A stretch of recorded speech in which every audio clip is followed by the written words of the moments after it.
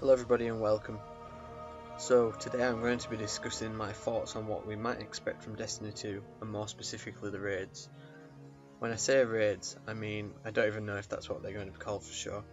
I'm guessing that they will carry on with that name as everybody seems to know what it means, and that is the ultimate in endgame activity for PvE players. So, raids. Where do we begin? At the beginning, of course, with the Vault of Glass. This was the first raid ever introduced to Destiny and undoubtedly for a lot of people the best one that they ever made into the game. I hear you asking why. Well, the main reason I believe is just because it was just so new. Nobody had ever played anything like this before on a console game. It took nearly 10 hours for the first team to complete it, and that wasn't even in one sitting. Players came and went, and I think one even went away to level up for a bit and then came back towards the end to finally beat Atheon. Next we had Crota's End. Now, not too much to say about this one, very glitchy, lots of cheese, but still lots of fun was had killing Crota. That's if he would just stay still or not jump around the map. But anyway, this one was more of an elongated strike mission, but the loot was good and it brought the rise of the infamous godly Black Hammer sniper rifle. Then we waited. Some sort of endgame horde mode was introduced to fill the gap, but it just wasn't quite a raid. Eventually, the Taken King was released and we had King's Fall. Now this is very close behind the VOG in terms of best raid in my opinion. It was tricky from the start, even with lots of practice, good strategies and a good team. It still required lots of patience to get all the way through, and more often than not it would take forever to finish. Finally, that brings us the Wrath of the Machine, which brought us back to some good old robotic goodness. This one I feel was more easily replayable though, due to the lower difficulty, but it had some good secrets to be found within, leading to one of the better exotic weapons in the game, the Outbreak Prime. So, we move on, and where do we go from here? And what should we or could we expect from a new raid in Destiny 2? The raids have evolved a lot since the start of Destiny, from the ways to start them, the puzzles inside, different types of bosses and strategies within, not to mention the loot. The main change we have seen throughout though is that Bungie have made a conceited effort to make sure that it is a team specific endgame, rising from the fact that the early raids could be soloed. So now you find more and more that certain mechanics need more than 3 people to complete them to pass on to the next part. Now, I feel that this trend is going to continue.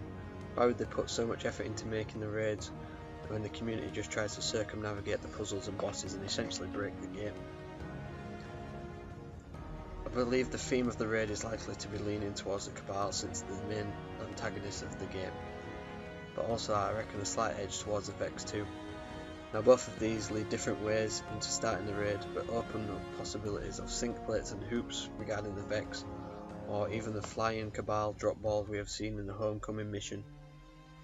The puzzles and bosses therein will vary depending on the theme, but one thing for sure is that the mechanics, especially with the introduction of the weapon layouts, will make sure we need to have, and I'm going to say 4 or more players to progress, again sticking with the philosophies of the raids.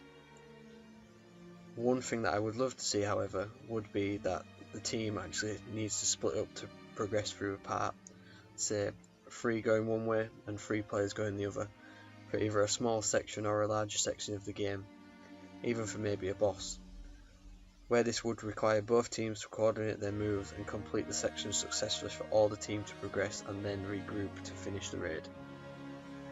I don't think that's far too fetched of an idea in the grand scheme of things, but we'll find out soon. Finally, we move on to what we can expect from raid specific loot. Now it is likely we will see a continuation of the way we have seen each weapon type will get a specific raid version, which can be obtained throughout the raid with perks or sets that will ultimately help the team complete the raid. Same again with armor, I don't expect too much of a change here. Now the final piece of this will come to exotics, but I believe this will also extend to the new prestigious loot, the new type of loot which has been hinted at to be in the game. I expect to see some sort of puzzle, probably a hybrid of what we had for the Outbreak Prime and Touch of Malice quests, in that it requires a lot of in-game quests to be completed, or it may even hide unlocked until something triggers it. Now again, this weapon will have a special perk that changes the game for the player.